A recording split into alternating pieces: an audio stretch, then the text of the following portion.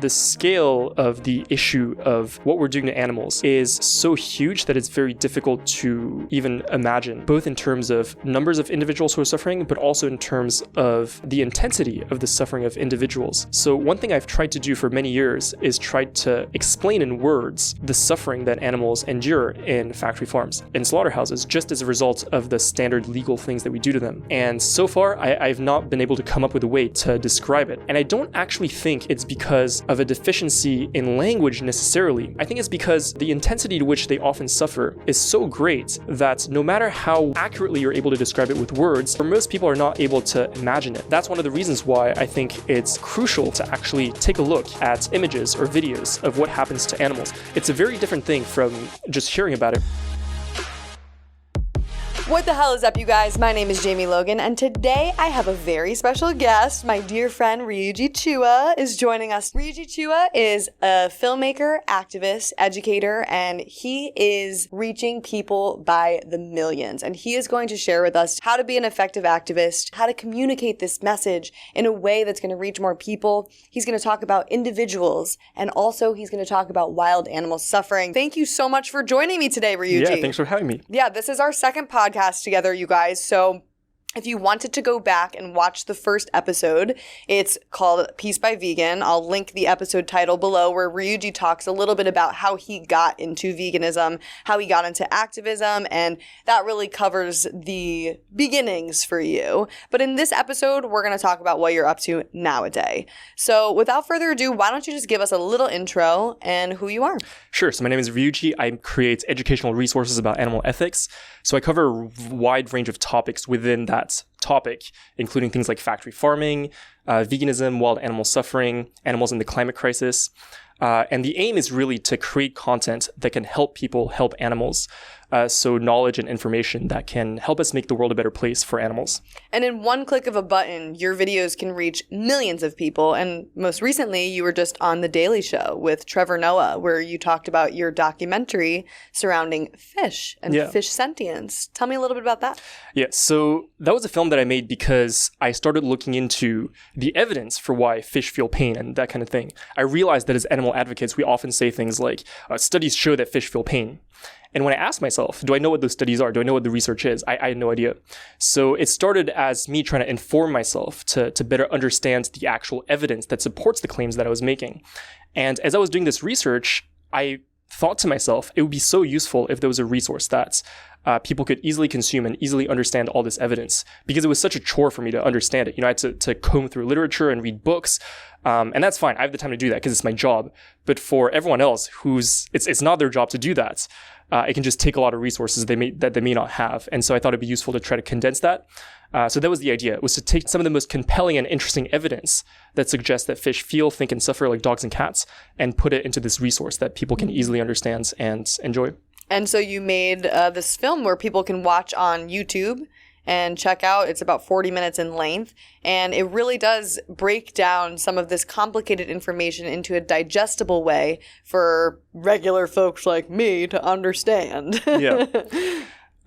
So there's a lot of interesting stuff in there. And I think one of the points that came up over and over again while researching that was the idea that we should, oftentimes in society, the way that we look at fish, it's surprising to people if we say that they think about stuff, they can solve problems, they have consciousness, or they feel pain.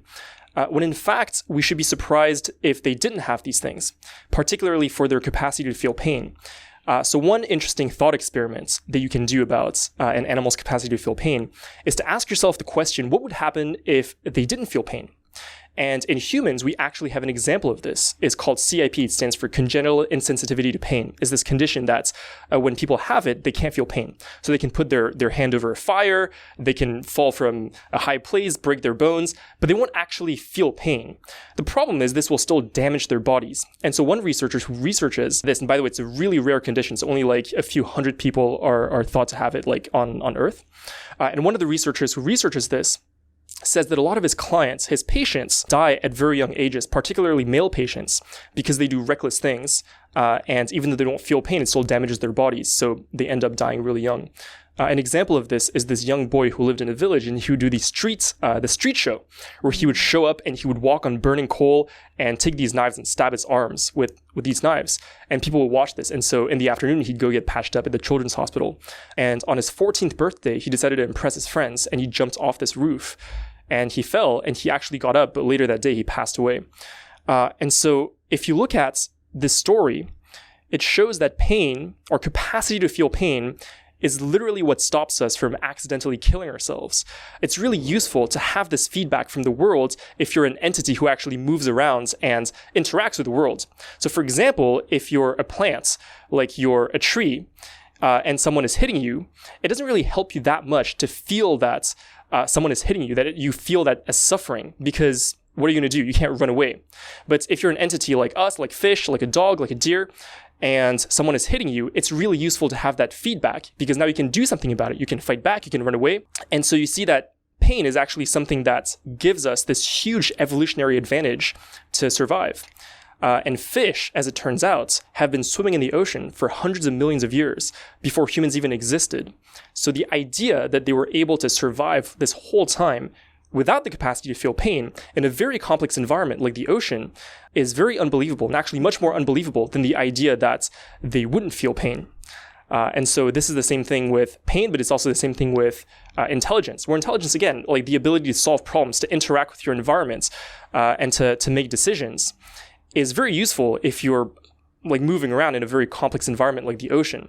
And so the fact that, thinking that they were able to survive and are still able to survive in this environment without thinking is much more unbelievable than the idea that, well, they're probably not thinking and they're probably moving off just off of instinct. Well, I think the reason that we place these concepts on fish that they can't feel pain or that they're not intelligent is because it's what allows us to do what we do to them. Sure. If we actually thought of fish as sentient as they are, I don't think it would be so easy to take them out of the waters, to throw them in ice buckets, to let them suffocate on the decks, to skin them and cut them up alive sometimes. Like, we would not be able to do that to them if we actually recognized how they're not that much different than us. It would be the same as for a lot of farm animals, where if we recognize that different farm animals, whether they be fish or cows or chickens or pigs, if we learn to see them the way that we already see cats and dogs, or with cats and dogs, we recognize that they're individuals, that they think, that they suffer, that they're actually different. They have different personalities. You might know different cats, and some cats might be very shy, some might be very outgoing, some might like eating seaweed or blueberries or whatever. And this is obvious for us with dogs and cats, and the fact that we spend a lot of time with them, or a lot of us spend a lot of time with them, allows us to see them in this way where if we see them suffer, if we even think about them suffering, it really breaks our hearts and is something that we wouldn't be able to do. But if we are able to actually learn how to see all these other animals in the same way, it would be incredibly helpful to them. And to your point, I think it would be much harder for us to rationalize in our minds what we're doing to them. And it's almost so much so that when we see a dog or a cat suffering, if we see a even rabbit on the side of the road, or we see one of these animals suffering where we can help, we will do anything and everything we can to go help them. But a deer, for example, if we see roadkill of a deer on the side of the road, it hits us differently than if we saw a dog killed on the side of the road. Yeah. Why do you think that is, and why should we care about different wild animals, even if it's something that we didn't cause their suffering? Yeah, exactly. So I think with deer, so with deer, like a lot of people still feel a lot of empathy for deer, I think. Probably not as dogs, because dogs and cats are just at the very top, just underneath humans. But the idea behind, so there's this field, or this emerging topic within animal ethics, which is wild animal suffering. And I think this is a very important topic for animal advocates to pay attention to. Now, to get to wild animal suffering, we first have to think about, why do we care about animals in the first place? So we can think about, why do we care about a dog, or why do we care about a chicken suffering in a factory farm as animal advocates? And the reason that we care about chickens, for example, or that we as animal advocates say that we should care about chickens, is because of that chicken's experience. So regardless of whether you or I or anyone else likes chickens or cares about chickens or looks at a chicken and thinks that their chicken is suffering, if the chicken is suffering, that suffering is real to the chicken and it matters to that chicken. That's why we should help them. If we are suffering, say if I'm suffering, if I'm sick, if I'm injured, and I'm in the street, I collapse or whatever, then I would want someone to help me. And that's why people should help me. And that's why when others are also suffering, we should help them if we can. So that's the reason that we care about chickens. Even if there's nothing in it for us, you're saying. Well, so yeah. If you're hurt and you're on the side of the road, let's say I didn't know you and I just saw you, I would want to help you just because I know that your suffering matters to you and that you are experiencing an unpleasant feeling, and that is why I would want to help you. Yeah, exactly. So the fact that, for example, if you see someone suffering and you don't feel empathy or you don't feel this emotional urge to help them, I don't think should excuse you from helping them. Because it doesn't really matter that you don't feel empathy. What matters is that that person is suffering. So if you can help them, then you should. And you should get evaluated.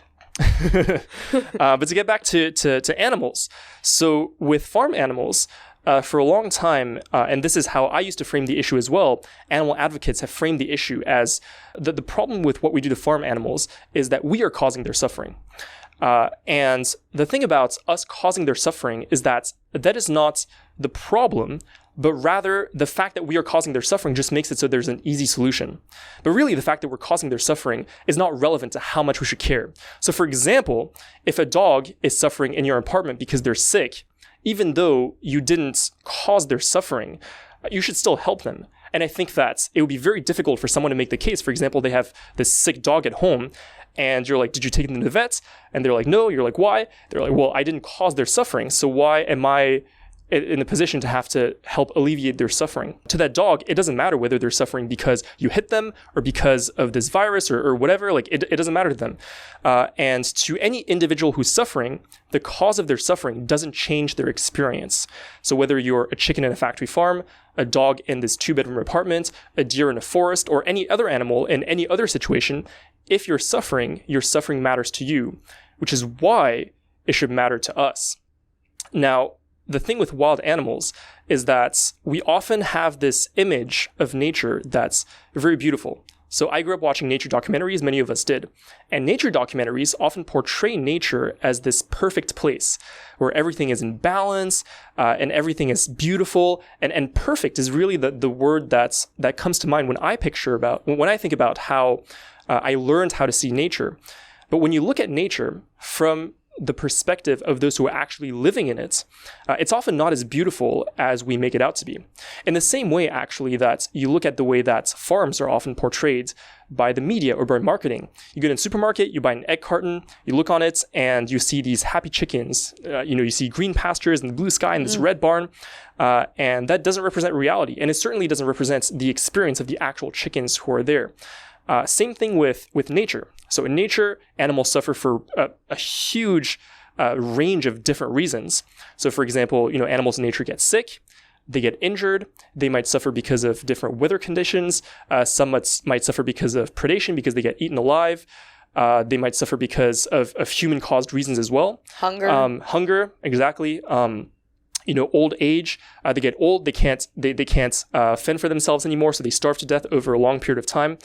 And this is just the reality of how nature is. It doesn't mean it's good or it's bad. Like that's just how the world is. The reason why it's like that is because no one designs nature. Nature came about as this process of evolution and natural selection. And the thing about natural selection is that it doesn't select for the welfare of individuals.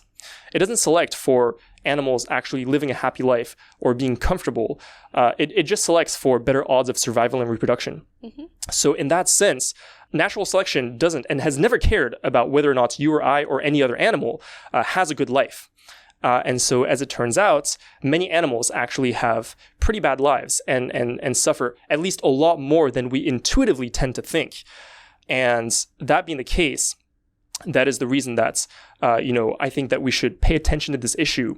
And unlike farm animal suffering, so earlier we talked about how in the case of farm animal suffering, we are causing their suffering. So actually solving the problem is fairly straightforward in a way. I mean, it's difficult in the sense that it's difficult to technically achieve it, but I think of the solution is quite simple. We just stop. We're hurting them, we stop hurting them. Mm-hmm. With wild animals, they're suffering because of these things that are completely outside of our control that we don't understand very well. So it's very difficult to actually come up with solutions. However, despite the fact that we have made very little progress on the front of finding solutions, it's a problem because it's a problem for the animals who are actually experiencing that suffering. What would you say to somebody that says a solution to that wild animal suffering is hunting?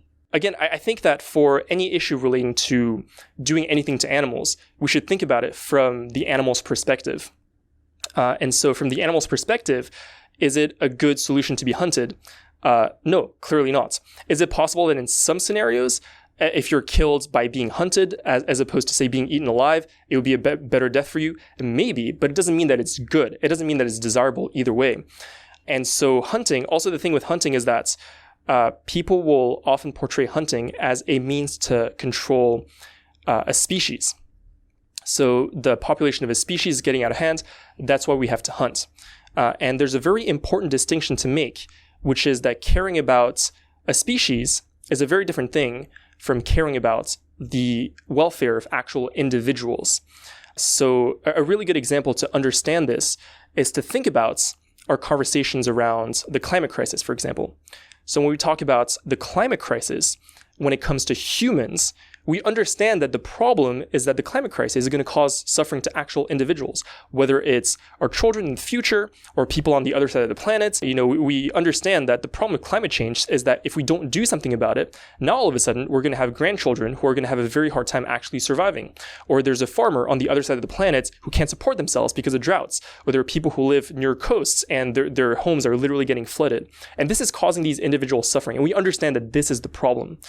However, when it comes to animals, we don't often talk about it in terms of how it's affecting individuals.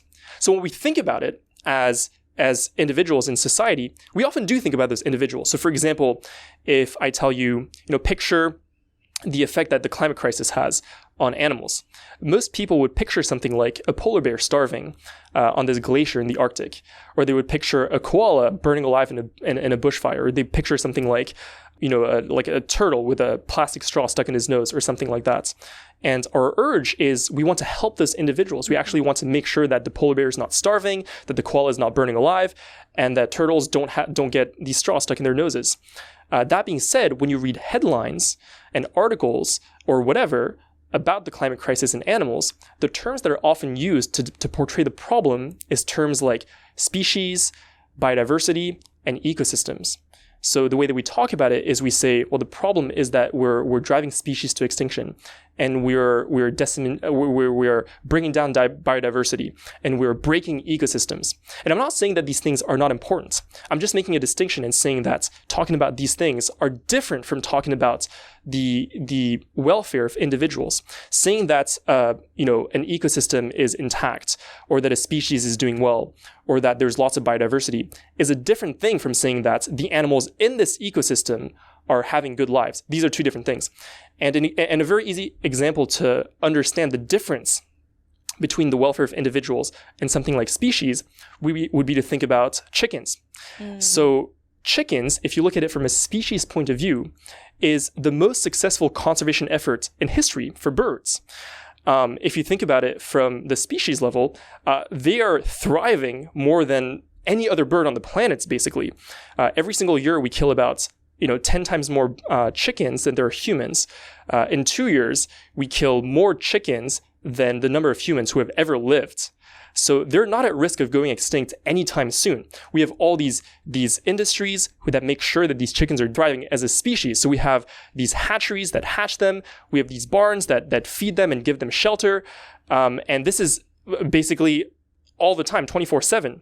So if you think about chickens and you think about the species level, you see that, yeah, they're doing great. But that's a very different thing from saying that chickens have good lives. In fact, chickens have horrible lives. They have such bad lives on factory farms that from an individual level, it would probably be more desirable to be extinct rather to live in this situation. So that's just to show that if a species is doing well, it doesn't mean that the individuals are doing well. Same thing in nature, where a species might be doing well. Doesn't necessarily mean. It could mean that the individuals are doing well. It could also not. So it's just very important to make that distinction. And talking about the climate crisis, I think it's very important that this is how we think about it. That we think about, we see an event like bushfires in Australia, for example, that the problem with this is that it's causing suffering to individuals, and they matter because their suffering matters to them. So you go back to the koala who's burning alive. And we see that, for example, the headlines in the articles, what do they say? They say something like, it's a tragedy that these koalas are burning alive because the koalas are endangered, almost implying that if they weren't endangered, well, it wouldn't matter. And in fact, it's not even implying that. It's really saying it because koalas are not the only animals who live in these forests, and neither it's not just koalas and kangaroos. There are so many other species of animals that I can't name them, you can't name them, no one can name them, but because either for reasons like they're not endangered, or for maybe like they're just not cute, or we don't like them for whatever reason. We just don't care about their suffering. And if you look at articles about the bushfire, it never talks about these animals because they don't matter to us. But the idea behind the field of wild animal suffering is that those animals should matter to us because their experience to them is just as real as the experience of a koala or a dog or you or me. And we're talking about wild animal suffering because a lot of what animal agriculture is doing is destroying ecosystems. They're clearing forests, clearing the Amazon, causing forest fires because the climate becomes so dry after they graze the land for the soy to feed the cattle. It's all connected. And so we are sometimes responsible for the wild animal suffering, and sometimes we're not, but I feel like we as vegans, we are just talking about empathy in general and empathy as a whole, and it's the concept of just trying to reduce suffering where we can. And when we talk about these billions of chickens that are kept in these factory farms, 99% of chickens in the US are factory farmed, and when we're looking at these individuals, we're looking at these digits and not actually thinking about that each one of those digits represents an individual that had a heartbeat, that had their own thoughts, that had personalities, that desired to live ultimately. And I think if we actually looked at each one of these digits as a soul and as an individual, it would be a lot more challenging to cause harm to them. And we might actually start to panic about how pressing this social issue is. Because if we're looking at social issues in terms of scale, this is the most pressing issue of our time. It's happening to the most amount of individuals on the planet. There are a lot of issues, from various human rights issues to environmental issues, and now we're looking at this animal rights issue, and that seems to be connected to everything.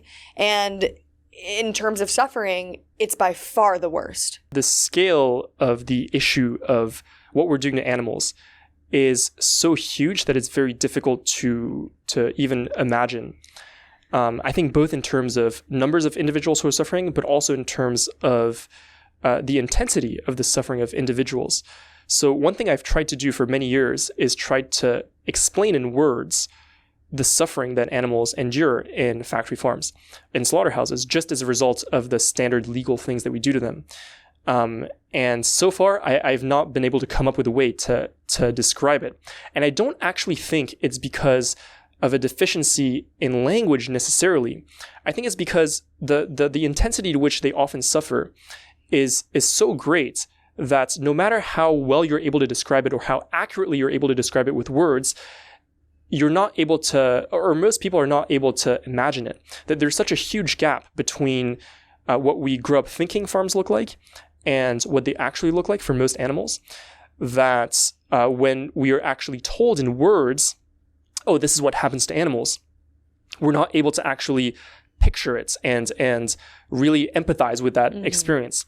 That's one of the reasons why I think it's crucial for everyone really to take a moment to actually take a look at images or videos of what actually happens to animals. It's a very different thing from just hearing about it or just reading about it.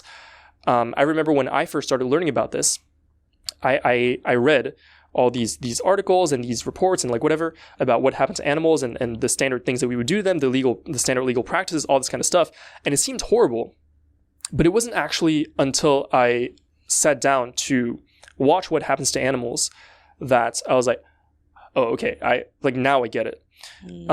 Because no matter how much I would read about it, it would never match the intensity of suffering that you can actually at least try to empathize with if you see it more firsthand. And I think our brains do this to protect us. Our brains don't want us to actually see all of this suffering. And that's why you see a lot of people that are like, I just can't watch that. I can't look at it. I can't do it. And it's because we know that if we actually watched it, it's going to be painful and it's going to hurt. And for me, I think that's what made the most of the difference was I allowed myself to go through that, to feel that pain, to recognize that all the years that I was consuming these products and paying for these products that I was wrong. And I allowed myself to do that, and it was a painful process.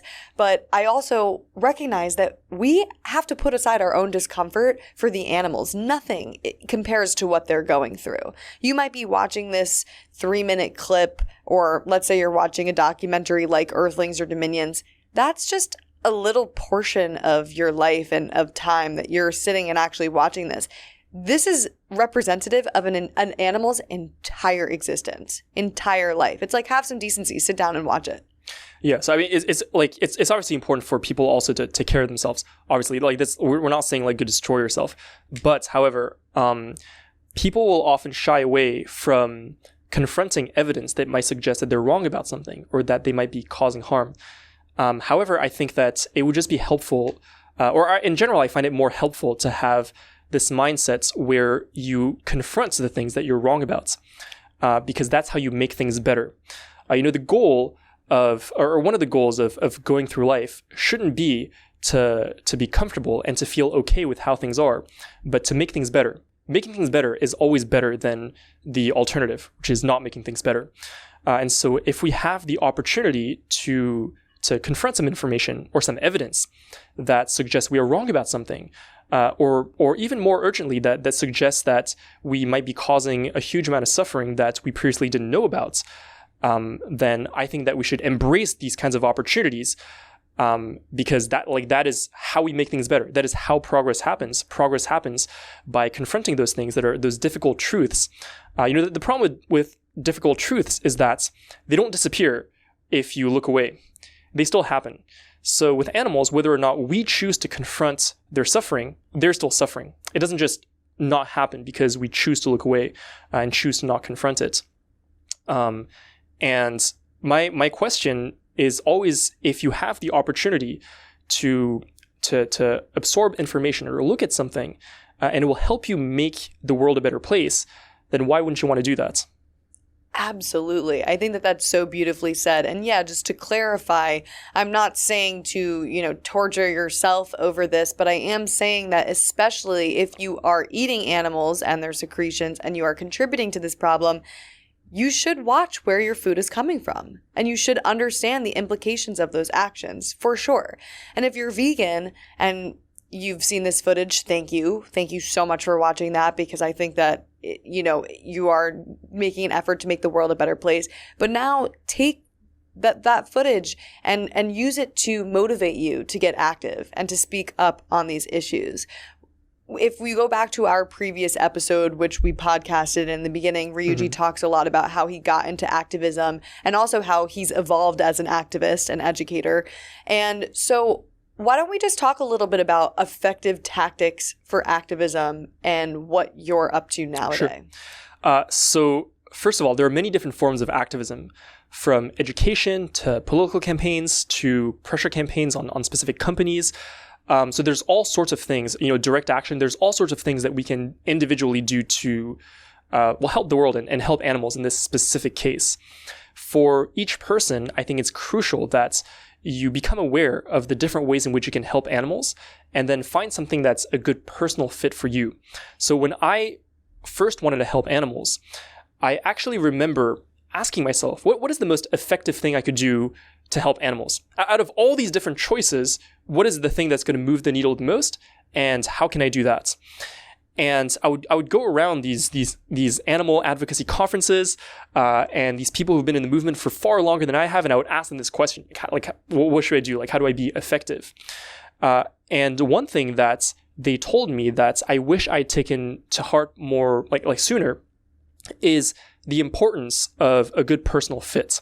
So personal fit just means that whatever you choose to do, it has to be something that you enjoy to a certain degree, but maybe more importantly, that you can actually do well. So if there are two choices, you can be a community organizer, or say like me, you do something related to education.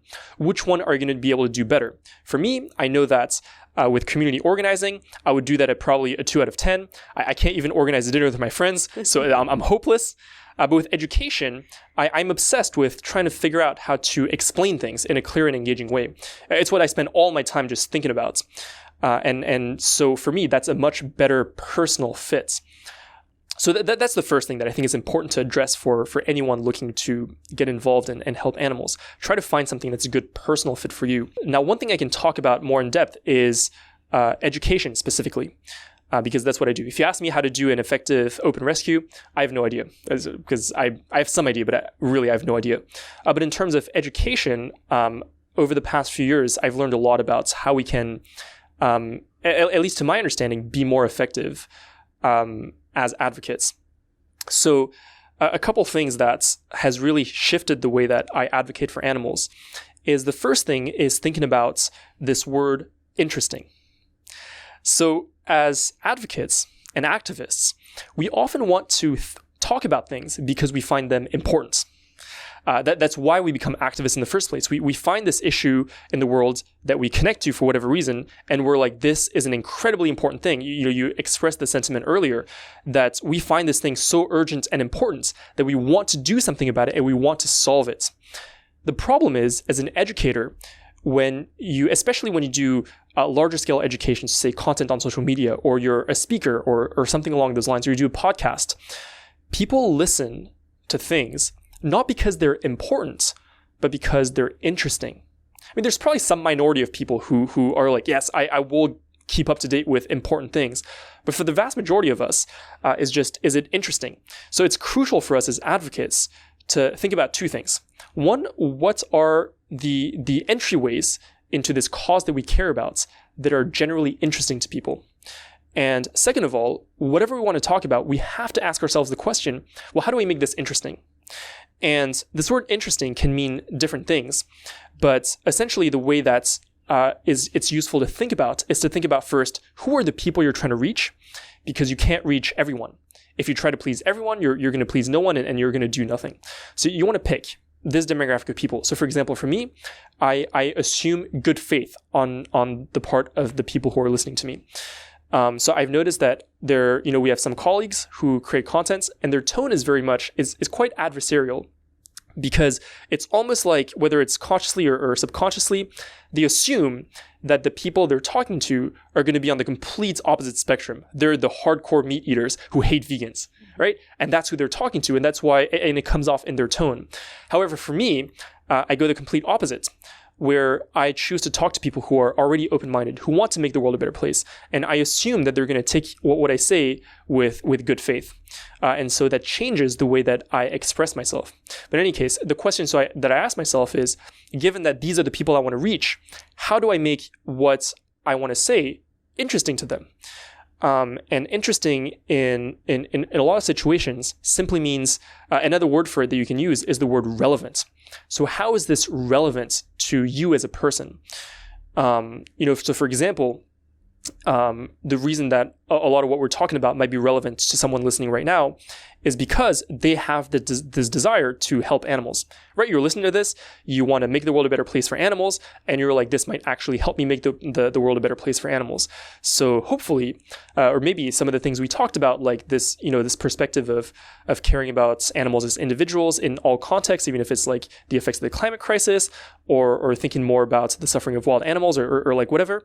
Hopefully this is all stuff that is relevant to you and you find it interesting, because now you can take it into account in fulfilling your personal goal of wanting to help animals. So this is a very key thing to think about, because I used to only think about, well, what's important? What do I want to say? But that's very selfish. And as an educator, you're not here to be selfish. You're here to be selfless, to help other people understand the world better, and to think more rationally about the world. And so that being the case, it's first very important that we think about, how do we make what we're saying interesting?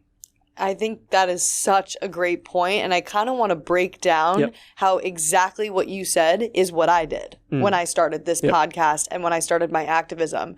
So back in 2018, I went vegan. I was disturbed by the footage that I saw. I knew I wanted to speak up and do something about it, but I didn't know how.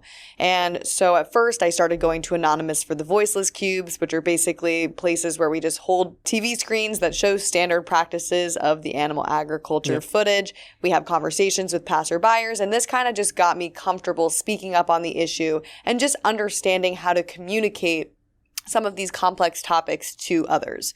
And also along with that, I watched Earthling Ed's videos, Humane Hancock. I even watched some of your outreach videos and really understood how to answer some of these questions about protein or about the deserted island, you know, as the questions and excuses that you get from the public. So after that, I started getting into disruptions and going to different demos, and I found myself in a really angry state. I think there's a state of veganism that oftentimes we The 5 stages of veganism. Yes, exactly. You feel hopeless, and then you're angry, and then you're just confused and lost, and then hopefully you get back into it and you want to problem solve. But I found myself super angry, and that wasn't me. That wasn't who I was, and that wasn't who I could sustain in the long run. So fast forward a few years later, I was working for a film company. I studied journalism, media, and film in school. And so I had this background in editing and also filmmaking. And my boss at the time, Jordan from Cave Light, filmed one of my outreach conversations at one of these cubes. And we were watching the footage over and we're going, there's something interesting here. There's something different here. And I think honestly it's just because I'm a wackadoodle, and I think it's just I was kind of making fun of myself in the process while getting the message out there. And so then I realized, oh my God, this is something that I can sustain and something I enjoy doing, and something that is getting the message out there in my own unique way, as opposed to trying to be somebody that I'm not. That's actually a really important point that you make. Because what I found a lot of people do when they get into, you know, this is a very small corner of the world, right? But let's talk about this very small corner of the world, which is like animal advocacy. And what I found is that people who generally get into educational animal advocacy, what they do is they'll look at the established figures who are already doing the same thing. And they'll take their phrasing, their messaging, their arguments, and then just repeat them. And it's almost like they treat the words of these public figures who are already established as gospel. Like what they're saying is basically like the words in the Bible or something like that. And that can be good to like get started because you start learning things. But ultimately, I think that it's important that at some point we take a step back and first of all, really understand and evaluate these things that they're saying, because they're not right about everything. Sometimes there are some arguments that have circulated around our circles that at least I personally don't find to be good arguments. And that's normal. Everyone makes mistakes. I make mistakes. You make mistakes. Like I for sure said stuff that's wrong in the past. So it's not knocking anyone, but it's just to say that we have to be critical of what they're saying. And then I think it would be very helpful if we all introspected and think about how do I actually think about this issue, and we try to express it in a way that's authentic to us, because that's how we can reach like a larger number of people. So a lot of my messaging has strayed quite a bit from the messaging from the traditional like animal rights messaging. Well, in some ways yes, in some ways no. It might be like not noticeable to like people who are, if you're just like recreationally like listening to it or whatever. But to me, there was a point where I specifically sat down and I was like, first of all, let me just understand this topic a lot better than I did before. Let me not just take the words of other advocates, but let me do stuff like, look at the evidence. Like all these advocates, they're saying, well, fish feel pain. Studies show that, that's the case. And I realized that, well, I'm repeating this, but I don't actually know. So I have to learn all this, learn to understand the philosophy. The way that I think about it is that I want to be very philosophically and scientifically rigorous. And that's something that you can only do for yourself. Because as educators, when I speak, when someone else speaks, we're only going to give you the cliff notes. So you're not going to be able to get the depth of understanding just from listening to what we have to say. That's something you have to cultivate for yourself. And then it's just important to translate what you learn and to express it in a way that's authentic to you. And you might have some new ideas that come out of that. So for example, one thing that I've personally always felt that and I'm sure a lot of people in our community relate to this, but I haven't heard it said publicly that much, is the idea that when some people think about becoming vegan, they think about it as this thing that they're going to hate. They're like, this is a disruption on who I am. It's like an attack on them as a person.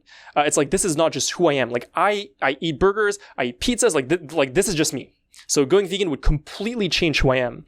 However, in the way that I've experienced it, and in the way that I think many of us experience it, it's an experience that feels like we are actually returning to a more authentic version of ourselves. Why? Because it's what aligns most closely with our core values. So you think about how you are as a kid. For me, I was the kind of kid who I loved animals. I would be fascinated by them. I would always want to spend time with them. I want to learn more about them. I had these dreams of becoming this zookeeper and this dolphin trainer and this National Geographic photographer. Now, of course, I'm completely against zoos and training dolphins and whatever. But the point is, that's what I wanted to do. I wanted to be a vet, all that. And so actually being vegan, although I did spend my whole life eating meat and dairy and eggs, I come from France. So, we had the best cheese in the world. I ate eggs for breakfast every single day, meat for lunch and dinner, pretty much like actually every day of my life, pretty much. I even made fun of vegetarians. So on one layer, I would have thought that, well, if I give all this up, I'm basically completely changing who I am. But on a deeper level, on a values level, it's aligned so much closer to who I see myself to be. Because I always thought, like, I'm a compassionate guy. Like, I want to make things better. I don't want animals to suffer. And my entire life, I would have seen a dog suffer. It would have broken my heart, and I would have wanted to help that dog. But then the question is, well, if I would help a dog who's suffering, why wouldn't I help any other animal who's suffering? And when I allowed myself to almost admit to myself, yeah, this is who I am. I just care. I want to make things better. I want to make the world a better place for animals, and actually translated that into a lifestyle change of becoming vegan. Now I feel a lot more aligned with who I find myself to be. The point is that this is the kind of thing that I didn't hear like a lot of people really talk about before. But when I think about my own kind of story, my own journey, it's a huge part of what happens in my own head, in my own mind. And so I'm sure that for anyone listening or for you, like we all have things that are like that this is just how we think about the world. These are just thoughts that we have, feelings that we have. And I think it would be just very useful for us to introspect, to find what those things are and then express them and share them with the world, because I'm sure a lot of people will relate. And express them in a way that's your own voice. And one example of you doing that, we were just talking about this morning, is you were looking at the numbers of how many animals have been killed. And this is information that had circled around the vegan community saying, It's 80 billion. Oh, it's 69 billion. Oh, it's 150 billion. How many animals is it? Like there's so many different numbers. So you took it upon yourself and you actually did the math. So talk a little bit about how you found those numbers and what you found out. So there are all these numbers floating around. Like for years, these numbers have been floating around, like 56 billion, 60 billion, 70 billion. How many animals do we kill as a planet every single year? Or like, let's put qualifiers to that. So like, how many land animals do we kill for food? So primarily meat, dairy, and eggs. Like how many do we kill every year on this planet? No one really knows because the planet is so huge. There's so many things happening that it's very difficult to track this. The organization that tracks this is the FAO. So it's a UN organization that the goal is basically to end world hunger. And so they track like all sorts of stuff. And they have this webpage where you can look up their database on like their estimates of how many animals are killed for meat, dairy, eggs, and all sorts of other stuff. And so when you see these estimates floating around the animal advocacy community, that's pretty much where they come from every single time. You can always trace it back basically to this FAO database. And now a lot of the numbers that have been thrown around for years are quite outdated. And so what I've been doing like every year for the past like 3 years is I will go on this website and then basically look, because what you do is you select these parameters, right? So and you can search FAO stat, STAT, and just like find it. So I encourage like everyone to just take a look at this for yourself. But basically you select like what do you want to see? You say like you want data for like whatever region. So you can do a specific country like France or Japan, or whole world. So you click world. You can be like, okay, I want the number in animals slaughtered. So the number of animals who are slaughtered, for what products, for meat, for milk and eggs, just give me the total. Or you can even like have a list. So it gives you a breakdown of like, these are all the different animals who are used for meat. And then you click show results, and it shows you this huge table with a bunch of numbers. So that's basically where the numbers come from. Recently, or I don't know how recently, but because they're always like 1 or 2 years behind, it's a massive project to put these numbers together. The new numbers for 2021 have come out. And in 2021, if you look at the total of animals who are killed for milk, for eggs, and for meat, according to this database, the total is something around 92 billion. Which is over 10 times the human global population. So, yeah, it's. I mean, we've already touched upon this, but it's a massive, massive number. And it's only going up. I mean, why is that? If we feel that our videos and the vegan movement is growing, our videos are getting out there, why or how is this number going up? What do we do? Yeah, so I mean, that's a good question. I think it's important to recognize that in terms of like our movements, we're still like a very, very small movement. And for example, the pace at which we are getting people to make different lifestyle choices or care about animals is for sure outpaced by the number of humans who are born. So in that sense, we're not quite keeping up. Like, I think it's important to put into perspective that, you know, the world is massive. And if we had to take all of us and put us in an army, and then you put everyone else in an army who is basically either actually against us or indifferent to the issue, they would eclipse us. It would kind of be like, you know, like 1,000 lions try to go against the sun or something like that. That is the difference in scale of our you know, of our resources, like so to speak. So it's not to say that what we're doing is useless, but it's to say that, you know, we have to recognize that the world is just massive, and so like, even though we are trying our best, it doesn't mean that we're actually going to have an effect. In fact, like, you know, we often like to portray things like new like plant-based products in the supermarkets as these big wins for us. And it's great to celebrate those things. I like those things too. However, it's very important to stay grounded and to look at these things, like these numbers, for example, to recognize like, hey, you know, we're doing a lot of great work, that's for sure. But if you look at the reality for animals, it's not necessarily getting better. Now, this might not mean that what we're doing is not working. It might just mean that, imagine like you and me and all of us who are fighting for animals, we disappear from the planet. Maybe the number wouldn't be 92 billion, it would be 105. You know, who knows?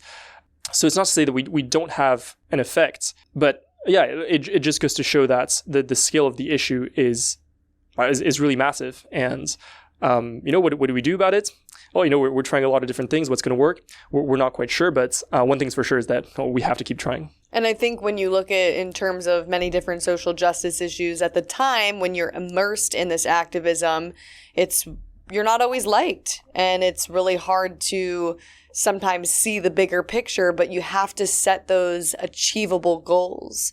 And whether that's seeing, you know, some of these numbers decrease, or whether that's seeing a designer drop fur, you know, we have to set these achievable goals because that's what gives us hope. Yeah. And that is what keeps us fighting, because we see the impact that we're having.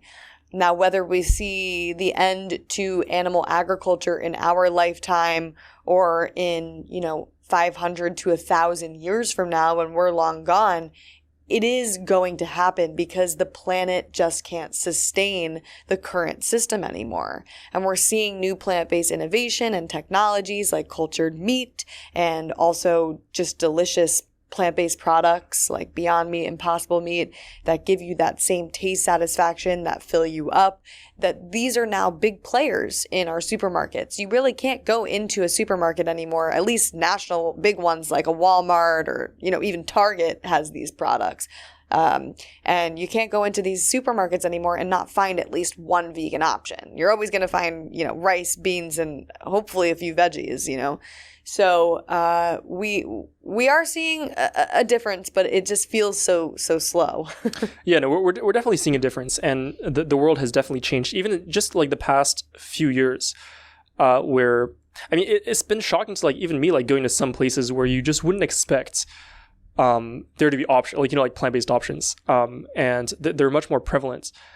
So from many different fronts, from a food tech perspective, from a culture perspective, I think there are many different fronts on which we are making progress, or from a legal perspective, where fur is getting outlawed in many places and stuff like that. We are definitely making progress, and I think it's important that we stay optimistic in the sense that we like allow ourselves to like look at our victories and see what is going well, so that we can keep doing this. Because otherwise, I think that's one of the reasons that one of the things that I think will give your advocacy longevity is to actually see or to feel the difference that you're making. I think it's very difficult to keep doing something day in and day out and feel like you're not doing anything.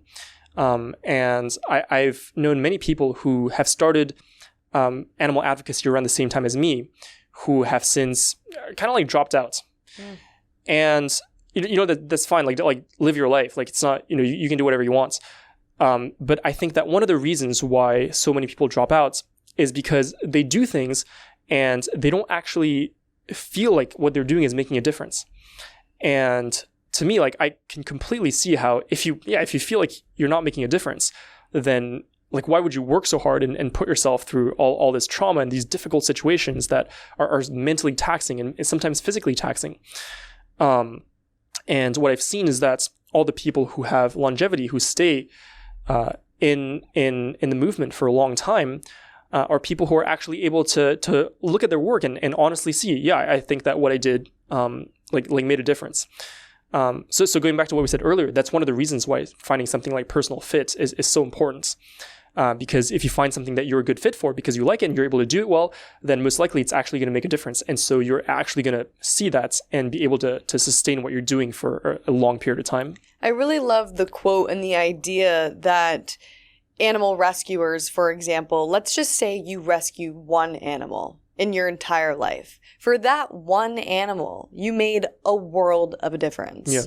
We might not be able to save all of them, but for that one animal, you changed their life. And so even if it's the little things that you're able to do, as Ryuji said, finding that personal fit, you could go into fostering animals. You can go into rescues. You can go into legislation, public speaking, social media. There's some really fun TikTok trends that, you could dance around on the screen to music and talk about animal rights. I mean, there's so many different routes and outlets to take. And I think every single decision that you make and every single action that you take is effective and reaches someone. Know that your voice is more powerful than you think it is. Absolutely. I think it's very important to remember that at the end of the day, this is why we do this, is that behind all these numbers and this philosophy and there's this and that they're actually individuals, like these actual individual animals who their lives matter to them, and that's why it should matter to us. And so anytime we're able to help animals, even if it's in like a small way, you go to like a shelter, you volunteer at a shelter and you help care for cats. To those cats, like that just makes a big difference. And so, if for anyone who wants to help animals, I think it's, just important to remember that. Like, that's why we do it. Any little way that we can help, it makes a big difference for those individuals that we're helping. And so in the last 10 minutes that we have, I want to talk a little bit about dating and just your life, what the hell you're doing here in New York, what it's like being my roommate for the month. Did you spit out your water? I didn't inhale it yet. I didn't drink it yet. That can't be a good sign, you guys. Okay. Just to give you guys a little context, I'm staying in Brooklyn watching my friend's cats for the month. And I called Ryuji up a few weeks ago and I was like, do you want to come to New York for a month? Like, I have an extra bedroom here. And he was like, yeah, I'll see you on the 1st or whatever. And I was like, okay. And he actually came. And so what have you been up to and what have you been doing here? I mean, not much, but my life is really not exciting in the sense that I have a very simple life. My whole kind of like philosophy on how I try to set up my life is I try to have like, one or two projects going on at a time. And I basically work on them all day. And that's basically my entire life. So I feel like, I'm not sure. Like, we've been living together. I'm like, I get up, I feel like I get to work and then I go to bed at some point. Like, when he talks about a simple life, this guy has 3 shirts, okay? He owns 3 shirts and they all look the exact same. But they don't just look the same. They're actually the same model shirts. There we go. So I have like 8 of them. Well, no, And not only that, but I know his every single meal and what time he eats them. So when we're talking, he starts the day off with a smoothie. He has his pasta with the Trader Joe's vegan sausage. And then you might do like a samosa, like a vegetable samosa, Yeah, or something like that. or some type of like tofu protein thing for dinner. Yeah, no, I'm just very, like, there's a lot of things about the way that I live my life that I'm just not very picky about. Like my clothes, like I'm just like I wear the same clothes every day. So if you see me at an event, I'm probably going to be dressed exactly the way I'm dressed right now. If you see me in my day-to-day life, I'm always going to be wearing the same pants with like the same shirts with the same hoodie, like with the same shoes. Like it's always the same thing. Similarly, when I stay on my own, I'm pretty much going to eat the same thing every day. Like I'm very happy to have the same breakfast every day, the same lunch every day. I don't know. That's just how I am. I feel like it's good to get in routines, and if that works for you, I think that's great. I'm, on the other hand, very all over the place. I actually want to get to a place where I'm eating, more consistently of like a smoothie, a salad, this and that, more greens, and I want to get to a place where I minimize. Yeah. And I think a minimal way of life is, number one, so much easier because you don't have to like pick and choose what you're going to wear. You feel more organized. You declutter. Yeah, I mean, I think we now live like in an age of distractions, where everything is trying to take our focus away from, from everything really. You look at the evolution of how content is consumed on the internet, and now it's all short form content, and it's like every 15 seconds, every minute, you get a new piece of content, and it's very difficult to actually to focus on things. And so for me, I like to have these different things where I can actually. That's why I try to work on like one project at a time because I'm like now I can focus on it. Or another thing that's very important to me is something like fitness, for example, where I'm like, with fitness, it's like my time where I have like these certain goals that I want to reach and I work towards them and like that's it. And like I'm just very focused. I think that's a really important skill to have, actually, because focus is what enables us to think critically about the world and to understand actually what's going on and to come up with solutions to make things better. If you are in a state of mind where every 15, 20, 30 seconds, you need like this new thing to stimulate you, or you can't, it's very hard for you to like sit down and read a book or a long article, we're going to be in a very tough place because it's going to be very difficult for us to actually, like the world is a very complicated place. And so to understand it requires this like concerted, this effort where we need to focus. And so, yeah, I just think maybe that's one of the reasons where, I try to like not have a lot of different clothes and like eat the same meals because I'm like, these things are just decisions that I don't want to make. I don't want to be in the morning asking myself what I'm going to wear today. I want to ask myself like more productive questions, like, how do I write this part of my script or, whatever I'm working on. And so to me, like, I don't know, I just find it very helpful to remove distractions. Like my phone generally has no notifications. So that's why I never answer people. Like my phone never rings. But it's because otherwise I'm like, I don't know how to protect my focus otherwise.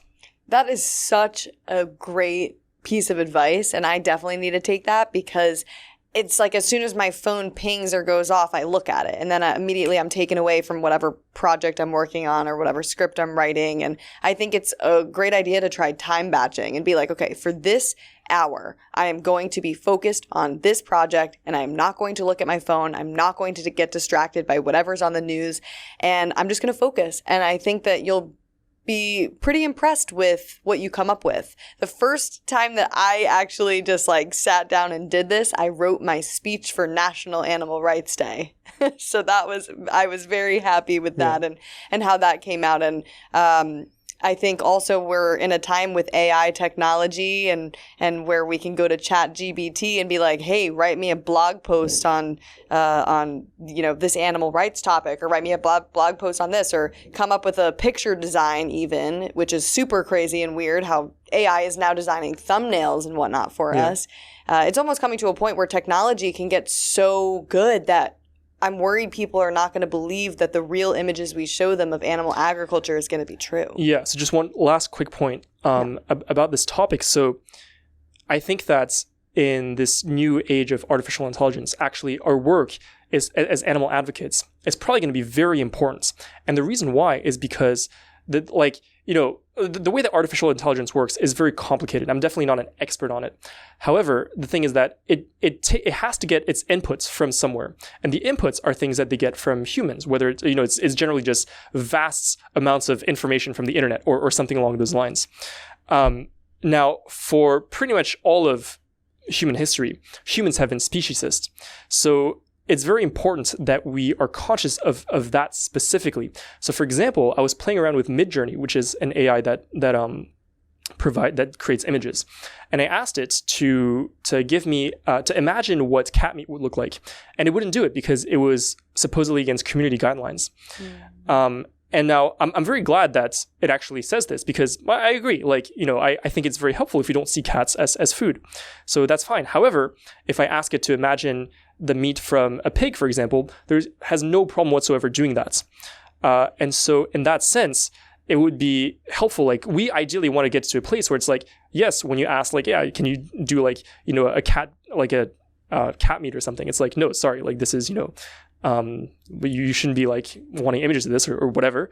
But the same thing should apply to other animals as well, where it's cat, pig meat or meat from a cow or whatever. And it says the same thing. Either way, it should be consistent one way or the other. And right now, at least, this is just one example that I found where it's inconsistent. And so that's something that we will particularly have to pay attention to moving forward. Yeah, so guys, stay tuned for that, because this AI is getting really wild, and I think that this is a whole other podcast episode in itself. But as we kind of wrap things up, because we are out of time, Ryuji, where can people find you? Yeah, so you can find me at my full name, Ryuji Chua. If you type that into Instagram, YouTube, any platform, you'll probably find it. And that's where all my work is. And check out his How Conscious Can a Fish Be documentary, which is what we were talking about in the beginning of the podcast. I am at It's Jamie's Corner. You can check out my website, itsjamiescorner.com. Reach out anytime, you guys, with questions. We are both more than happy to help you in any way, shape, or form. We want to just keep spreading the message and making the world a better place. So thank you so much for coming on. Yeah, thank you so much. This was great.